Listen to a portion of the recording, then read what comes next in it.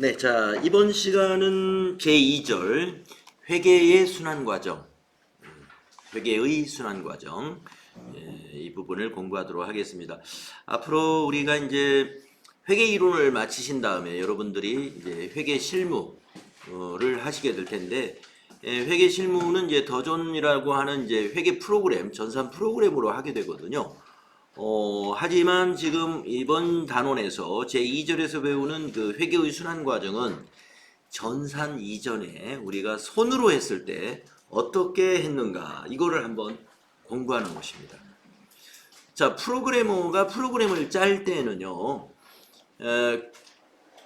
처음에 사람들이 손으로 했을 때 어떻게 했는가 그거를 이제 플로 차트라고 하는 흐름도를 그려가지고 그것을 이제 코딩하는 게 그게 프로그램이거든요.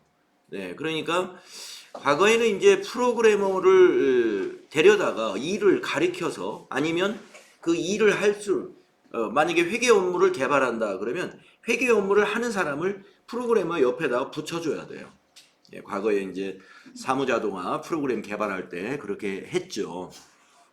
왜 그럴까요? 프로그래머는 프로그램을 짜는 것이지 일은 모르거든요. 그러니까 회계 일을 실제로 하는 사람이 일을 다 설명해 줘야 됩니다. 처음에 이렇게 분계를 해야 되고 분계를 할 때는 차변 요소, 대변 요소가 있는데 이런 원리에 의해서 분계가 돼야 되고 분계를 하면 전표가 만들어야 되고 그 전표를 총계정 원장에 전기해야 되고 그렇게 연중하다가 기말에 결산을 할 때는 결산 수정 분계를 하기 전에 시산표를 만들어야 되고 또 결산 수정 분계를 통한 다음에는 수정 후 시산표를 만들고 그 뒤에 우리가 손익계산서를 만들고 이익잉여금 처분계산서를 만들고 재무상태표를 만들어서 결산을 완료하는 것이다. 이렇게 지금 간단하게 설명을 했지만 이 절차는 굉장히 복잡한 절차들이 있는 것이죠. 그것을 장시간에 걸쳐 가지고 프로그래머한테 그때그때 단계별로 다 이제 설명을 해서 그것을 컴퓨터가 수행할 수 있도록 만들어 놓은 그 작품이 이제 회계 프로그램이 되는 거죠. 뭐 세무사랑이 되기도 하고 더존 스마트 A가 되기도 하고 이렇게 됐단 말이에요. 자, 그렇게 우리가 지금 이미 다 프로그램화 되어 있는 거에다가 회계를 하기 때문에 이 회계의 흐름이 어떻게 되는지 잘 모를 수가 있어요. 그래서 지금 이 제2절의 회계순환 과정은 굉장히 귀한 시간입니다. 컴퓨터가 없었다면 회계를 어떻게 해야 될까? 이걸 알아야 되잖아요. 자연으로 돌아가는 거예요. 과거로. 아시겠죠? 자, 그러면 보겠습니다. 첫 번째, 우리가 이제 회계를 하려면은요, 어떤 내용을 회계 처리해야 되는지를 결정해야 되잖아요. 그게 뭐냐면 회계상 거래를 인식하는 단계가 필요합니다. 네. 회계 처리를 하려면은 이건 회계 처리할 사항이냐 아니냐 판단해야 되잖아요. 그게 뭐냐면 첫째, 회계상 거래를 인식할 줄 알아야 된다. 한번 내용을 읽어보겠습니다. 자, 거래라 하는 것은 일반적인 의미로는 주고받음 또는 사고 판다라는 뜻입니다. 그런데 회계상 거래는 이와는 달리 사용됩니다. 회계상 거래는 무엇이냐? 바로 이것입니다. 여기서 이제 회계상 거래는 해놓고 이렇게 설명하죠. 기업의 경영활동에서 자산, 부채, 자본, 수익, 비용의 증가와 감소 등 변화를 가져오는 것. 네. 이것을 우리가 회계상 거래라고 해요. 이제 앞으로 우리가 자산, 부채, 자본 이게 뭐냐? 자산에는 우리가 이제 지금 나눠드린 거 또 여러분이 지금 뭐 보고 있는 교재에 보면은 이제 자산에 대해서 쭉 설명이 나오거든요. 자산은 유동자산과 비유동자산이 있고 유동자산의 종류에는 이런 것들이 있다. 비유동자산의 종류는 이런 것들이 있다. 이게 이제 자산이란 말이에요. 또 부채도 이제 우리가 배울 거란 말이에요. 부채도 유동부채라는 것은 이러이러한 것이 있고 비유동부채에는 이런 것들이 있다. 배울 거예요. 또 자본, 개인 기업의 자본은 이런 것이고 법인 기업의 자본은 이런 것들이 있다. 배울 거고요. 또 수익과 비용, 수익은 매출액이 수익이고 영업의 수익에는 무엇이 있고 또 비용, 비용에는 매출원가가 있고 판매관리비가 있고 영업의 비용이 있고 법인세 비용이 있다. 그 내용이 이제 크게 나눠서는 그렇게 되지만 이제 판매관리비에도 개정 과목이 수십 개가 있고 영업의 비용에도 개정 과목이 수십 개가 있어요. 이제 그런 것들을 우리가 이제 앞으로 조금씩 배워나가야 될 앞으로의 과제예요. 그러니까 일단은 2단계에서는 아무튼 자산부채 자본 수익 비용이 내용이 다 뭔지는 모르지만 이 5가지 요소, 자산부채 자본은 재무상태표 요소예요. 아직은 재무상태표가 뭔지 잘 모르시죠?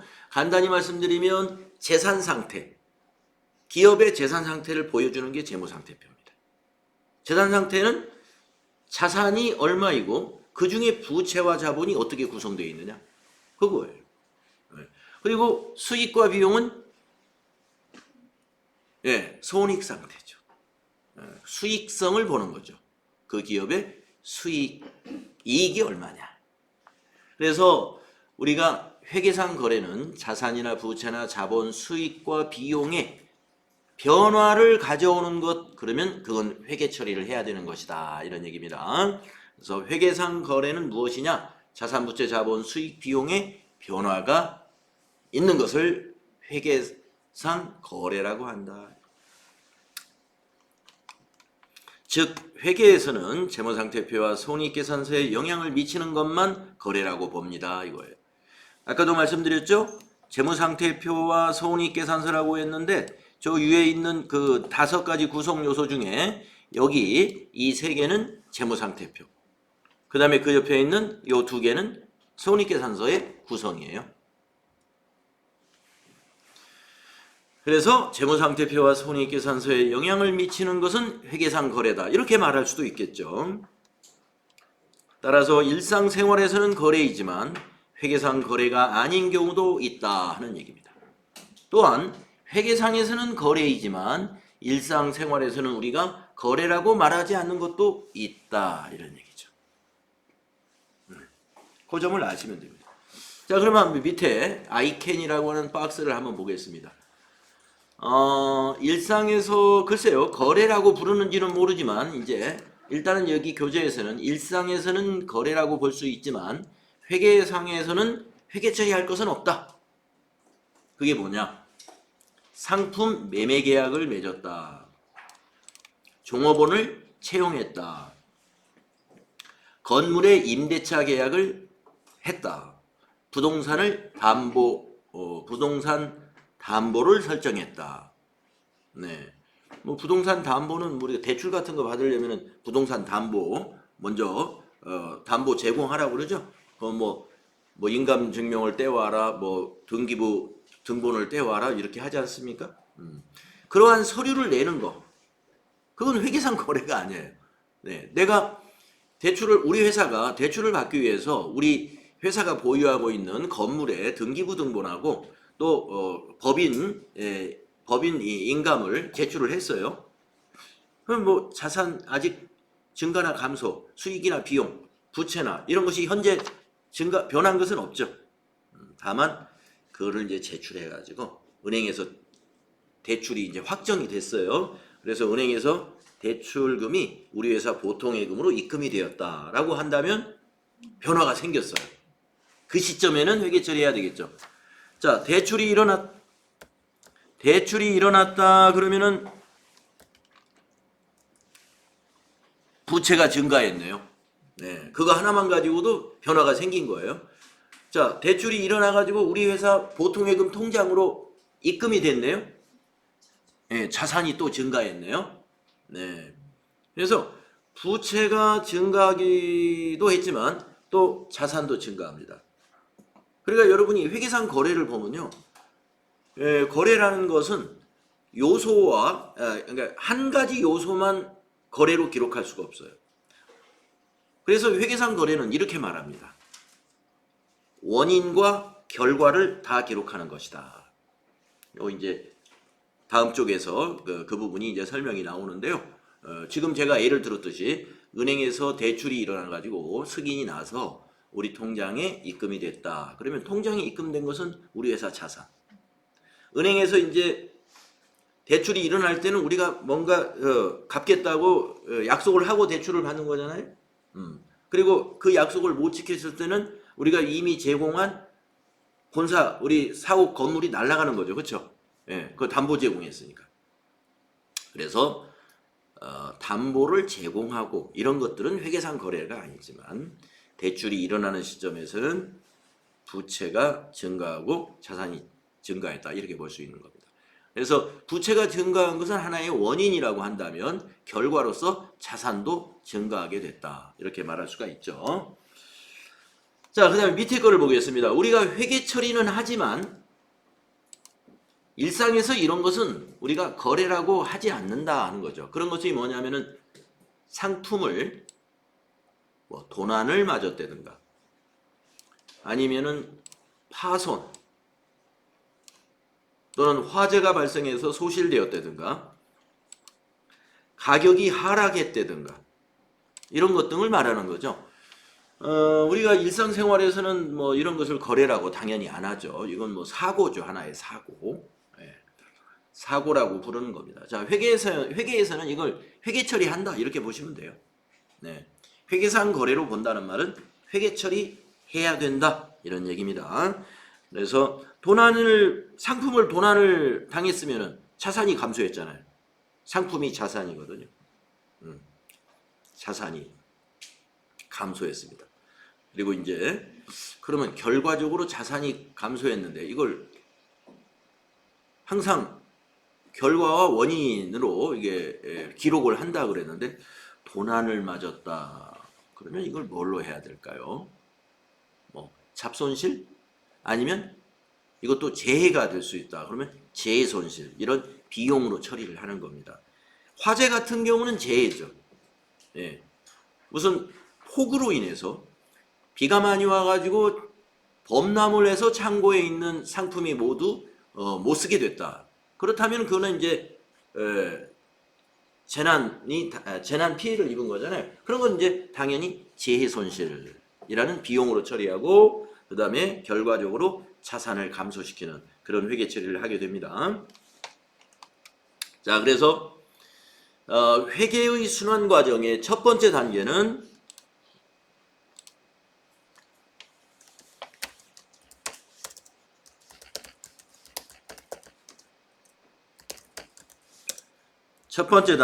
바로 거래를 인식하는 단계가 있겠다는 걸 이제 우리가 알았어요. 그래서 회계상 거래는 아까 결론을 말씀드렸죠. 재무 상태와 손익계산서의 변화가 있을 때 그것은 회계상 거래다. 재무 상태표에 영향을 미치는 것은 자산, 부채, 자본이고 손익계산서에 영향을 미치는 것은 수익과 비용이다. 네. 자, 그러면은 이제 회계 처리를 하기 위해서는 뭐를 해야 되느냐? 분계라는 걸 합니다. 분계인데 우리가 이제 전산에서는 이걸 전표 입력 또는 전표 입력이라고 하죠. 옛날에는 작성, 손으로 쓰니까 작성이라고 했는데 지금은 이제 프로그램에다 입력을 한다 해서 전표 입력이라고 볼 수 있겠습니다. 우리가 지금 오늘은 전산 프로그램을 쓰는 게 아니니까요. 전표 입력은 이제 실무 때 해볼 거고 오늘은 분계를 한번 해볼 거예요. 분계한다. 뭐 분계라는 걸 아마 회계 처음 공부하시는 분들은 처음 들을 거예요. 네, 처음 듣는 용어죠. 네, 회계를 공부해 본 경험이, 회계 실무를 공부해 보신 경험이 있는 분은 이게 얼마나 중요한지를 아십니다. 회계 실무의 핵심은 이거예요. 분계에 있습니다. 분계를 못하면 회계 못하는 거예요. 굉장히 중요하죠. 그래서 오늘 분계를 하기 위해서는 우리가 무엇을 공부해야 되는가 앞으로 그런 것을 여러분이 아시게 될 거다. 자, 그 가로 속에 있는 분계장이라는 것은 뭐냐면요. 분계된 내용을 기록해 놓은 장부가 분계장입니다. 뭐 분계만 아시면 돼요. 분계장은 크게 관심 갖지 않으셔도 우리가 이제 전산이기 때문에 분계 이렇게 전표 입력해 놓으면 분계장은 자동으로 작성이 됩니다. 그러면 왜 분계가 지금 전산화되어 있는데도 불구하고 이게 왜 중요하냐? 굉장히 여러분이 다른 건 다 자동화되어 있습니다만은 분계는 지금도 우리가 직접 해야 되는 게 상당히 많아요. 자동화된 분계도 물론 있습니다. 예, 자동화된 분계도 있지만은 상당한 내용은 아직도 우리가 실무자가 제대로 분계를 해줘야 됩니다. 자동화되어서 분계되었다 하더라도 사람이 봐줘야 돼요. 정말 이대로 잘 됐을까? 예, 확인을 해줘야 됩니다. 그래서 우리가 분계를 할 줄 알아야 되겠죠. 자, 분계하기 위해서는요. 첫째, 거래의 8요소를 알아야 됩니다. 아까 제가 원인과 결과입니다 하면서 두 가지 이상, 복식부기 얘기도 이제 앞 시간에서 제가 살짝 얘기했던 것 같고요. 바로 이제 그 부분을 이제 우리가 알아볼 텐데요. 결합관계라고 하는 것이 바로 원인과 결과의 결합을 말하는 거예요. 자, 재무상태표와 손익계산서 요소에서 왼쪽에 위치하는 것, 왼쪽에 위치하는 것은 자산과 비용이며 오른쪽에 위치하는 것은 부채, 자본 및 수익이다. 이건 뭐 지금 단계에서는 나중에 뒤에 그림에서 보도록 하겠습니다. 회계상 모든 거래는 왼쪽, 앞으로 이제 왼쪽에 기입하는 것을 차변이라고 할 거예요.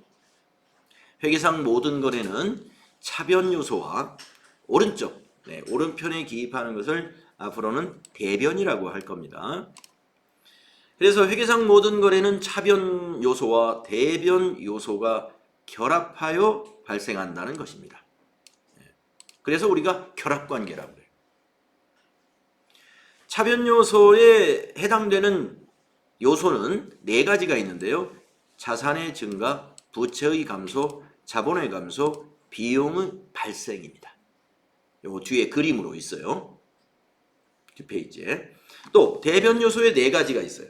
자산의 감소, 부채의 증가, 자본의 증가, 수익의 발생이 되겠습니다.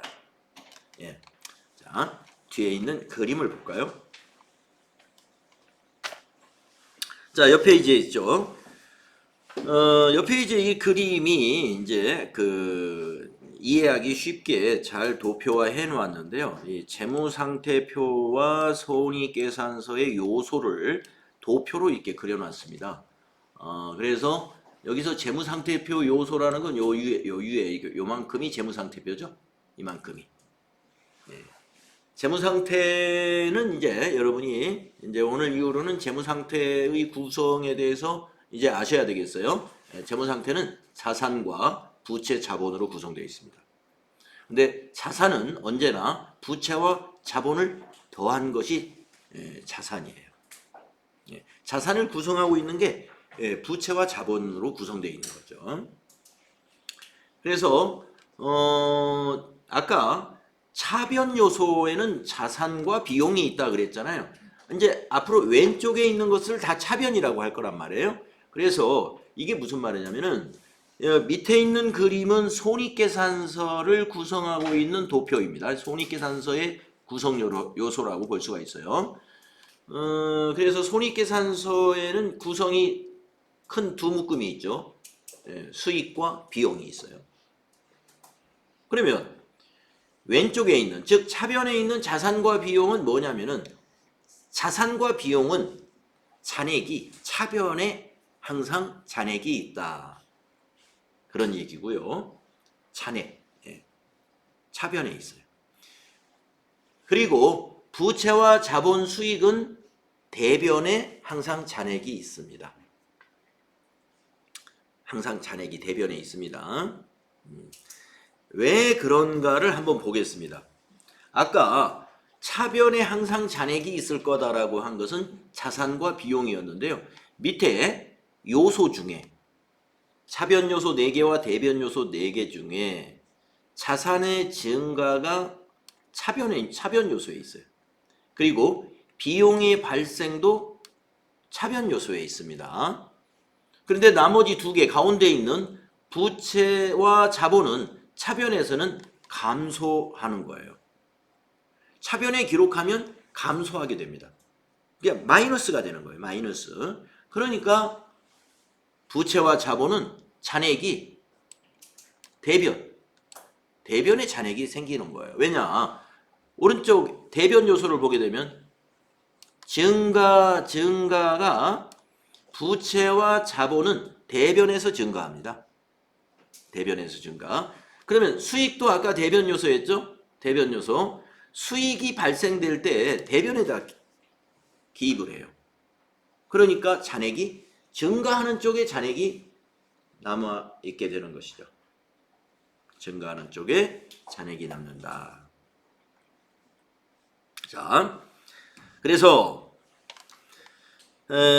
오른쪽에 이 설명을 한번 보겠습니다. 증가와 감소, 그 다음에 거래의 이중성, 그 다음에 대차 평균의 원리.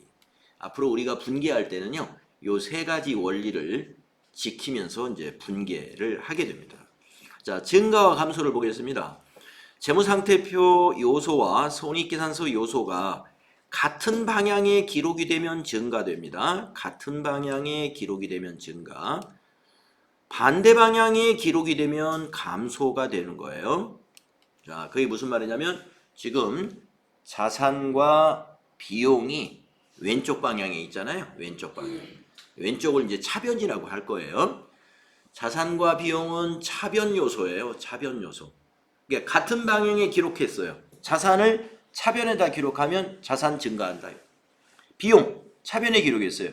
비용은 증가라고 해도 되지만 표현을 살짝 바꿔서 비용은 발생했다 이렇게 표현을 하겠습니다. 뭐 증가했다 해도 그렇게 뭐 크게 틀린 말은 아니에요. 비슷하죠. 비용이 증가했다. 뭐 발생했다. 그게 그거죠. 네. 그래서 자산과 비용은 차변 요소이기 때문에 같은 방향에 기록하니까 증가하는 거예요. 그 다음에 대변 요소가 부채, 자본, 수익이었습니다. 자, 대변 요소 보세요. 부채의 증가, 대변. 자본의 증가, 대변. 수익의 발생, 대변이죠. 자, 그렇다고 해서 부채, 자본, 수익은 항상 대변에만 기록할 수 있을까요? 기록할까요? 그렇지 않습니다. 부채라는 것도 감소할 때가 있습니다. 아까 우리가 우리 회사의 자금 사정이 좀 현금 사정이 좀 부족해가지고 건물을 담보로 해가지고 은행에서 담보대출을 받았단 말이에요. 그래가지고 영업이 잘 됐습니다. 예, 이제 이자 내고 할 필요가 없을 것 같아요. 그래서 차입금을 갚게 되죠. 갚으면 그때 어떻게 해요? 부채를 감소시켜야 되잖아요. 그러면 그 부채 계정에 대변에 기입하지 말고 반대쪽에 기입해야 되겠죠.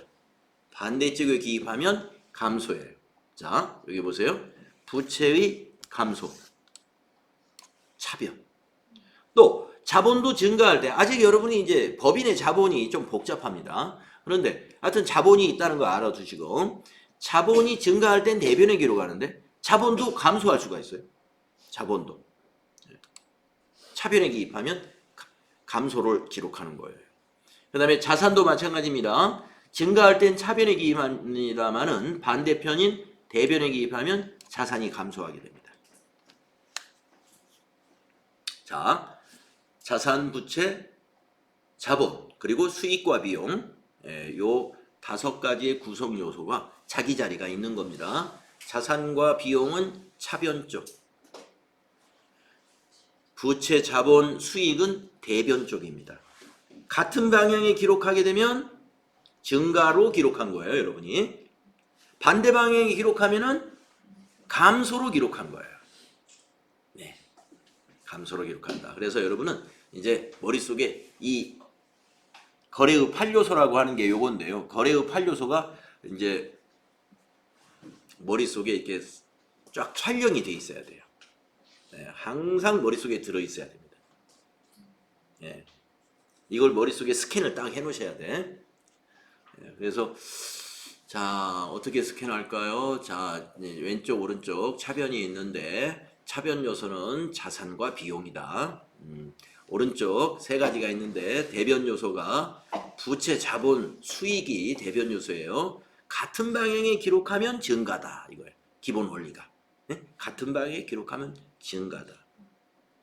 그러면 차변 요소가 4개인데 그러면 증가는 자산 증가, 비용 발생인데 나머지 2개는 뭐예요? 대변 요소 중에서 감소할 거. 부채 감소, 자본 감소가 차변 요소예요. 대변 요소 3개가 있단 말이에요. 대변 요소가 부채 증가, 자본 증가, 수익 발생. 하나가 더 있단 말이에요. 여기 있는 왼쪽에 차변에 있었던 자산 증가의 반대, 자산 감소를 대변에 기입하는 것이다.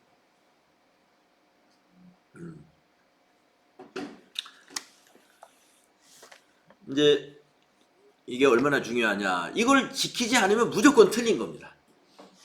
네. 이걸 지키지 않고 회계 처리하면 그 전표 입력은 잘못됐고요. 그렇게 해서 장부는 틀려지게 된다. 이런 말씀. 자, 그런데 여기에다가 차변 요소의 한 가지, 대변 요소의 한 가지를 여러분 하나 메모를 하나 더 적어두시기 바랍니다. 지금 다 보면은요, 재무상태표 요소는 증가와 감소가 다 있어요. 그런데 손익계산서 요소인 수익과 비용은 발생만 있지 감소나 뭐 이런 말은 없죠. 자, 여러분, 비용 발생을 했다가 비용이 감소한다 이런 표현은 비용이 감소하는 것은 원가 절감을 보통 비용이 감소했다고 그러는 거고, 우리가 비용이 발생되었다가 줄어드는 것은 비용이 취소됐다고 이렇게 표현을 합니다. 그럴 수 있어요. 비용 발생됐다가 취소. 있을 수 있는 일이죠. 수익도 마찬가지입니다. 수익이 발생되었다가 취소될 수 있습니다. 그래서 이런 취소를 여기에 반영을 하게 되면은요, 10가지 요소가 돼요. 그래서 우리가 보통 기본적으로는 거래의 8요소라고 그래요. 거래의 8요소라고 하는데, 결산 수정 분계할 때 우리가 앞 시간에서 발생주의하고 현금주의를 이 얘기 살짝 했지 않습니까? 네. 그때 보면은 어떤 예제를 보통 얘기하냐면, 보험료 가지고 이제 이해하기 쉬우니까 보험을 현금 지급 기준으로 보험료를 처리하게 되면은, 만약에 뭐 10월 1일 날 1년분 보험료 120만 원을 지불했다. 그러면 현금주의로 보게 되면 10월 1일 날 120만 원을 만약에 1년 보험료라고 했을 때 10월 1일 날 보험료 발생을 비용 발생시켰단 말이에요. 120만 원을. 그런데 결산할 때는 우리가 결산 수정 분계가 필요하거든요. 결산 수정 분계를 어떻게 하느냐면은, 경과된 3개월치 30만 원만 비용으로 고쳐줘야 돼요. 그러면 10월 1일 날 120만 원을 발생시켰던 것 중에서 30만 원을 뺀 나머지 90만 원은 취소시켜야 돼요. 네. 그래서 비용을 대변에 기입할 때가 결산 때 있습니다. 네. 그러니까 비용을 보시면 이 거래의 8요소로 보시면 비용 발생 차변이니까 비용 기록할 때는 언제나 차변만 기록한다는 얘기잖아요. 보험료 같은 것이 비용 계정이거든요. 그럼 보험료는 언제나 차변에만 기록하는 것이냐? 요 원리대로 한다면 그렇지 않고 대변에 기입할 때도 있다 이거예요. 근데 기중에, 회계 기중에는 별로 없는 일이고, 별로가 없고 거의 없어요. 없고 결산 수정 분계할 때 그런 작업들을 합니다. 그래서 우리가 결산 수정 분계까지를 감안을 했을 때는 10가지 요소가 되는 거예요. 그래서 여러분은 여기다가 자, 차변에다가 뭘 하나 적어줘요? 수익의 취소. 예, 차변 요소에 수익의 취소 하나 적어주시고요. 예, 대변 쪽에는 비용의 취소. 예, 그래서 아까 보험료 90만 원을 취소시킨다 그러면 보험료 대변에다 기입하면 돼요. 그게 이제 보험료 빼주는 거예요. 취소. 그랬다가 내년에 다시 그 90만 원을 차변에 또 기입해주면 내년도 보험료에, 내년도 손익계산서에 비용으로 반영되는 거예요. 이렇게 금년에는 결산 때 대변에 기입해서 금년 보험료에서 취소시켰다가 이건 내년에 보험료로 가야지. 그러면 내년에 2024년도에 다시 차변에다 기입해주면 2024년도 손익계산서에 반영이 된다. 이런 원리입니다. 자, 두 번째 여기 보겠습니다. 이제 자, 아까 여기 증가와 감소 이거 굉장히 중요한 거예요. 같은 방향에 기록하는 것은 증가고 반대 방향에 기록하는 건 감소예요. 같은 방향이라는 걸 알려면은 저 위에 있는 그림이 여러분 머릿속에 그려져 있어야 돼요. 왼쪽 차변 요소는 자산 비용, 오른쪽 대변 요소는 부채 자본 수익이다. 이게 지금 그 재무상태표와 손익계산서가 머릿속에 들어있는 거예요. 그리고 그것을 증가와 감소로 표현하면 밑에 있는 거래의 8요소 또는 10요소로 정리가 된다. 암기사항입니다. 암기사항인데 그냥 이거를 암기하려면 너무 힘들어요. 암기했다 금방 잊어버립니다. 그런데 이것을 지금 설명드린 내용을 잘 이해해서 정리를 해놓으면 잊어버리지 않아요. 우선 같은 방향은 증가, 반대 방향은 감소다. 이거 기억하시고.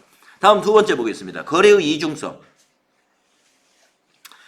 우리가 부기에는 복식 부기와 단식 부기가 있다 이렇게 말할 수가 있습니다. 네, 제가 어렸을 때는 부기 학원이 있었지 회계 학원이라는 건 없었어요. 네, 그 당시에도 회계는 있었습니다. 근데 회계하면은 보통 대학에서 배우는 회계 학문적인 걸 얘기했고 우리가 중고등학교 때 배우는 이 상업부기, 공업부기, 은행부기라고 하는 것은 실무적으로 나가서 장부에 기장을 하고 회계 실무를 하는 것을 우리가 부기한다 그랬어요. 부기가 뭐냐면 장부에 기록한다는 뜻이에요. 장부에 기록한다. 그래서 우리가 부기를 하기 위해서는요 장부에 글씨를 써야 되잖아요. 그래서 과거에 우리 상업고등학교 학생들은 펜글씨 연습부터 해요. 고등학교 1학년 들어가면 펜글씨 급수를 땁니다. 그래서 글씨들을 대체로 잘 써요. 왜냐 장부에 글씨를 쓰는데 보기 쉽게 쓸 수 없잖아요. 이쁘게 써야 됩니다. 숫자도 문자도 글씨 가리키죠. 그 다음에 손계산기도 그때는 귀할 때니까 주판을 가리켜야 됩니다. 이 암산의 한계가 있잖아요. 주판알로 복잡한 숫자를 다 계산할 수가 있어요. 그 다음에 부기를 배워야 돼요. 그래서 부기도 이제 급수, 지금 우리 회계 급수에 FAT 뭐 2급, 1급, 세무 2급, 1급이 있었듯이 당시에도 부기 3급, 2급, 1급 이렇게 있습니다. 1급을 따는 학생은 저는 못 본 것 같아요. 네. 못 본 것 같고 대개는 이제 2급 정도 땄으면 아주 열심히 공부한 학생입니다. 고3이 될 때까지 3급으로 겨우 졸업하는 학생도 꽤 많아요. 열심히 학생들은 그렇게 했지만 자 이제 지금은 부기라고 안 하죠. 지금은 다 전산회계를 배웁니다. 지금 여러분에게 지금 제가 설명드리는 이 내용이 과거의 부기 시간이에요. 지금 과거의 부기 이런 걸 가리키는 거예요. 그리고 장부를 실제로 종이에다가 A4 용지, B5 용지 이런 종이에다가 이렇게 자를 내고 그려서 이렇게 장부를 만들고 실습을 했었죠. 시험도 종이에다 봤고요. 자, 근데 복식부기가 뭐냐면 지금 바로 차변요소, 대변요소로 장부를 만드는 것을 복식부기라고 합니다. 그러면 단식부기는 뭐냐? 우리가 지금 그 사업자들 중에 보면은요.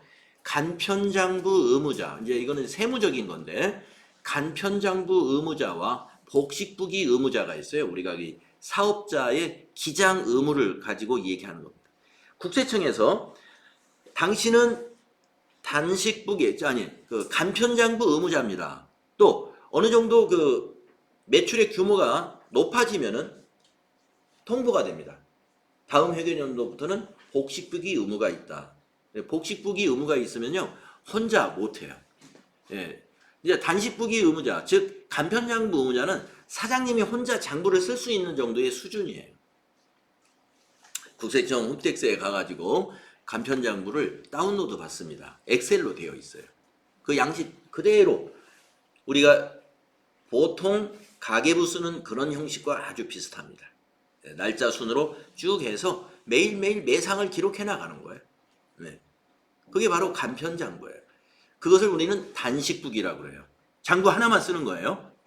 그런데 복식부기는 복잡해집니다. 지금 우리가 제모역의 원리를 배우는 거기에 맞추어서 차변 요소, 대변 요소로 기록을 하고 이와 같이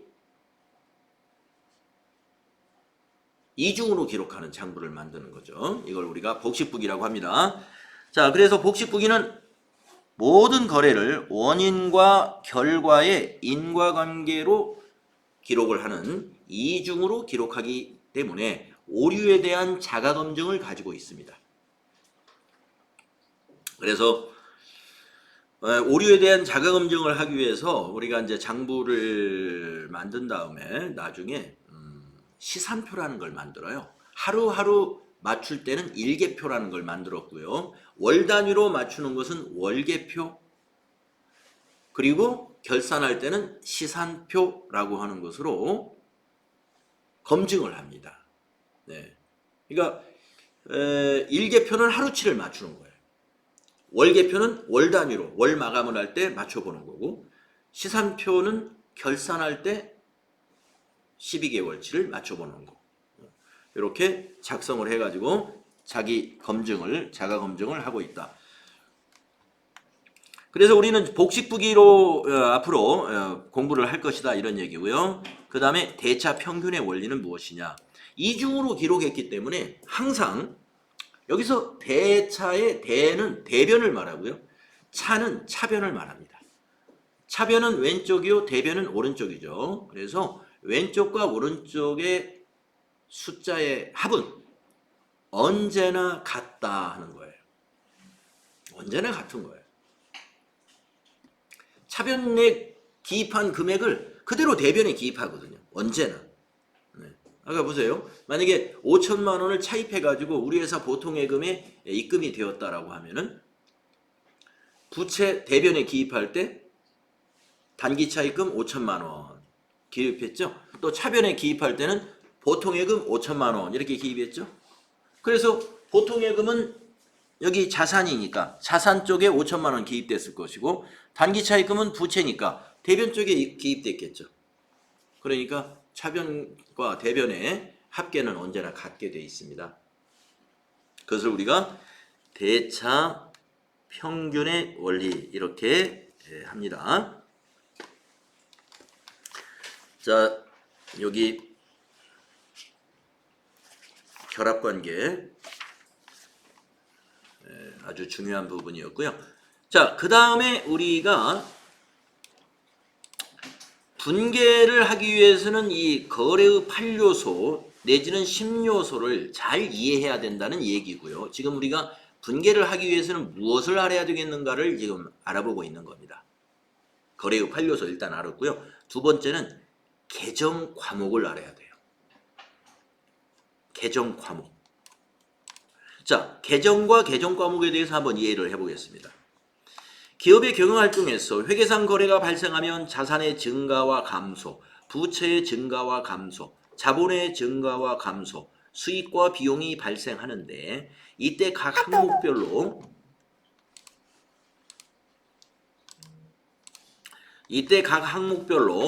설정된 기록 및 계산 단위를 계정이라고 한다 이거죠. 현금 계정, 보통예금 계정, 상품 계정 등과 같이 계정에는 이름이 있어야 되겠는데요. 그 이름을 계정 과목이라고 한다 이런 얘기입니다. 네. 그래서 제가 앞 시간부터 이 계정 과목에 대해서 여러분에게 앞으로 계정 과목을 꼭 잘 외워두셔야 됩니다라고 강조를 해드리는 겁니다. 자, 거래의 8요소는 이렇게 단시간 내에 여러분이 이해해가지고 딱 숙지할 수가 있어요. 이 계정 과목이 한두 개가 아닙니다. 보시다시피 상당히 많죠. 그래서 시간을 두고 이제 계정 과목들을 가능한 빨리 우리가 정리를 해 두셔야 돼요. 왜냐하면 이 계정 과목 단위로 회계를 하기 때문에 그래요. 네. 자산 이렇게 차변에 자산 5천만 원 이렇게 기입하는 것이 아니라 보통예금 통장에 입금된 것은 보통예금이라는 계정 과목을 쓴다 이거죠. 그러니까 보통예금과 같은 계정 과목은 너무나 이해하기가 쉬워요. 예, 왜냐하면 우리 개인들도 보통예금을 다 가지고 있거든요. 그러니까 보통예금은 보통예금이라는 개념 과목을 쓴다 이거예요. 절대 잊어버리지 않죠. 그런 것들은. 그러나 나머지 뭐 미수금이라든지 또 외상매출금이라든지 아니면 당좌예금이라든지 이런 것들은 좀 생소하다 이거죠. 단기 매매증권 뭐 이런 거. 예, 그래서 우리가 여러분들이 이제 일상에서 경험해보지 않았던 우리 회계에서 쓰고 있는 자산의 개정 과목들 그리고 부채의 개정 과목들 자본의 개정 과목들 수익과 비용의 개정 과목들을 우리가 앞으로 많이 좀 빨리 외우도록 하겠습니다. 자, 개정 과목. 회계 처리할 때 각각의 내용을 모두 풀어서 쓰면 이를 나중에 의미 있는 정보로 집계하기 어려우므로 비슷한 형태의 거래들을 모아서 개정 과목이라는 이름으로 묶어주는 거예요. 네, 묶어주는 겁니다. 네.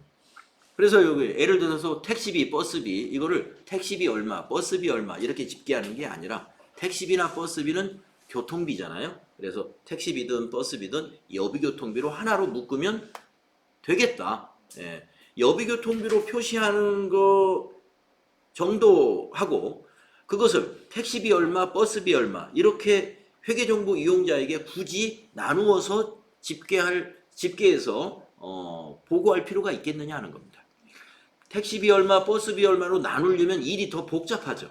예, 일이 더 복잡하죠. 그러나 여비교통비 이렇게 모아서 하게 되면은 일이 간단해지는 거죠. 장부도 여비교통비 과목 하나만 쓰면 되니까.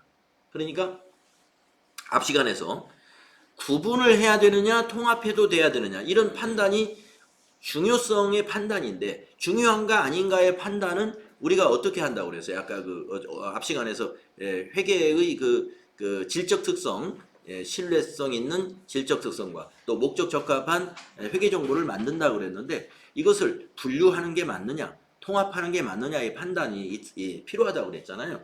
지금 보십시오. 택시비, 버스비 이걸 나누어서 정보를 제공하는 것과 여비교통비로 묶어서 제공했을 때 회계 그 정보 이용자들의 의사결정에 아무런 영향이 없다고 보는 거죠. 그래서 다들 여비교통비로 묶어서 하는 겁니다. 자, 그래서 개정 과목 우리가 알아야만이 분계가 가능하구나 하는 것을 우리가 알게 됩니다. 그러면 이제 분계를 하게 되는데 기업의 회계 활동에서 회계상 거래가 발생하면 차변 계정과 대변 계정의 어떤 계정 과목으로 얼마의 금액을 기록할 것인지를 결정하는 절차가 바로 분계라는 것입니다. 그래서 분계를 기록할 장부가 분계장이 되고요. 한번 분계 절차를 여기에서 한번 알아보겠습니다. 다음 페이지죠. 분계의 절차. 세 가지 절차로 나눠놨어요. 첫 번째, 계정 과목을 어떤 걸로 해야 되느냐. 두 번째, 그 계정 과목에 차변에 기입해야 되느냐 아니면 대변에 기입해야 되느냐. 이 판단이 이 앞에서 말씀드린 차변 요소, 대변 요소의 판단이에요. 만약에 그 계정 과목이 자산이었으면요. 증가했으면 여러분 어디다 기입해야 돼? 차변에 기입해야 돼. 자, 그 계정 과목이 자산인데 감소했으면 어느 쪽에 기입하시겠어요? 대변에 기입한다. 요 판단이 필요하다. 자, 그래서 계정 과목이 어떤 계정 과목으로 기입해야 되는 거를 내가 결정할 수 있고 그리고 그것을 거래의 8요소에 맞추어서 차변인가 대변인가를 결정했으면 거의 분계는 이제 할 수 있는 능력이 된 거예요. 나머지는 한 가지. 금액은 얼마인가? 약간의 계산이 필요하겠죠. 예를 들어서 아까 뭐 비용을 취소시킬 때 3개월치 비용이 얼마냐? 연간 120이면 3개월치는 30만 원이지. 이런 계산을 말하는 겁니다. 만약에 뭐 예금을 했다라고 하면은 3개월치 이자는 얼마냐? 뭐 이런 식의 계산이죠. 연이율이 12%다. 100만 원의 이자를 아니죠. 100만 원의 원금을 연이율 12%로 1년 이자는 12만 원이네. 그러면 3개월치는 3만 원이지. 이런 계산 이것이 바로 금액이 얼마인가를 계산해 내야 된다.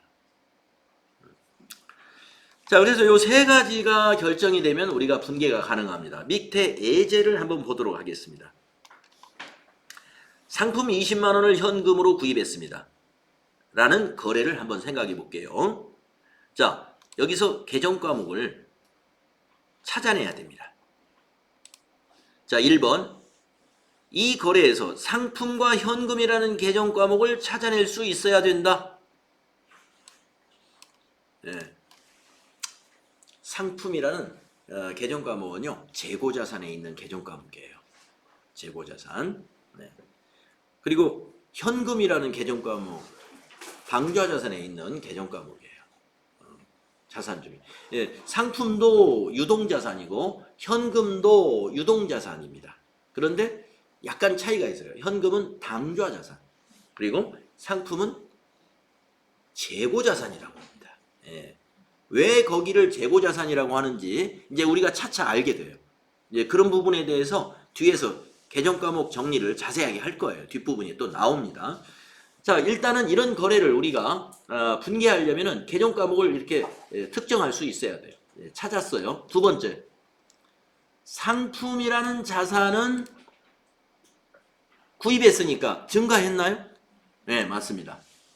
상품을 구입했다 이거예요. 샀으니까 우리 창고에 들어왔잖아요. 그래서 상품이라는 자산은 증가했으며, 자산의 증가는 차변에 기입한다는 것을 우리가 알아야 된다 이거죠. 거래 후 판료서. 자산의 증가 차변. 두 번째, 아까 현금이라는 계정 과목 찾았잖아요. 현금이라는 자산은 현금으로 구입했으므로 현금을 지출한 거죠. 맞죠? 그러니까 현금이라는 자산은 감소했지 않습니까? 돈을 지출했으니까. 그러면 현금도 자산이에요. 자산의 감소는 아까 어디에다 기입한다고 그랬어요? 대변에 기입한다고 그랬죠. 그래서 대변에 기입할 줄 알아야 되겠다.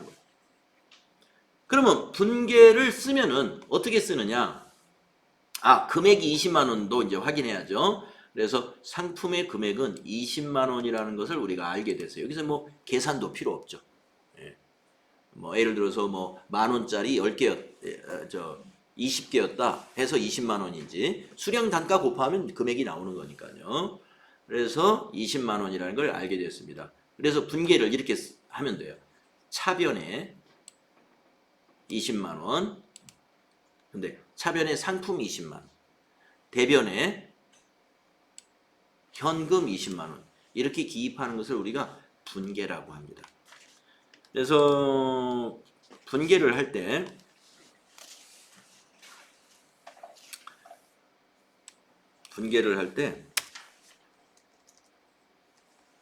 우리는 거래의 판료소 이걸 꼭 지켜서, 거래의 판료소에서 바로 결합관계를 말합니다. 거래의 판료소의 결합관계, 이걸 꼭 지켜서 분계할 줄 알아야 되겠습니다. 분계를 우리가 종이에 쓸 때는요, 지금 여기 책에 있는 대로 차변에 상품 20만 원, 대변에 현금 20만 원, 네. 이렇게 종이에 기록할 수 있고요. 앞에 있는 괄호는 보통 안 씁니다. 한쪽만 이렇게 하셔도 되고, 아니면은요, 차변, 대변 이걸 문자를 생략하고 이렇게 쓰는 기록해도 돼요.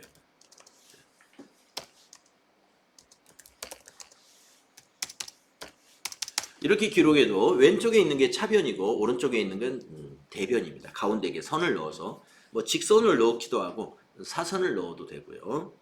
근데 종이에 기록할 때 이렇게 기록한다 이겁니다. 그래서 우리가 다음 시간에 이 분계를 연습을 좀 이제 아직 계정 과목은 잘 모르지만 제가 이제 계정 과목을 알려드릴 테니까 이 분계를 좀 연습을 해서 종이에 한번 기록을 해보고요. 그 다음 단계로 또 넘어가 보도록 하겠습니다. 자, 이 시간에는요 우리가 분계의 원리에 대해서 배워봤습니다. 그래서 다음 시간에 분계 실습을 한번 해보도록 하겠습니다.